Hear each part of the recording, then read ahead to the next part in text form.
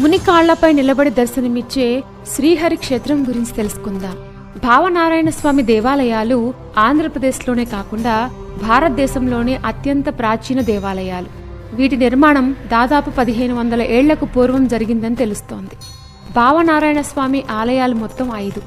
అందువల్లే వీటిని పంచభావనారాయణ క్షేత్రాలని పిలుస్తారు.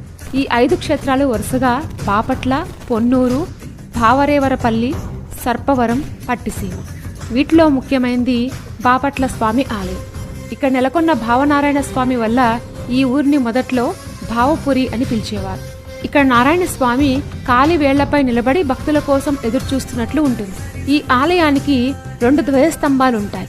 ఈ ఆలయాన్ని క్రీస్తు శకం 594లో భావనారాయణుడి సూచన మేరకు చోళరాజైన క్రిమికంఠ చోళుడు నిర్మించినట్లు చెప్తారు. ఈ దేవాలయంలో భావనారాయణుడితో పాటు పరివార దేవతలైన శాంతకేశవ స్వామి,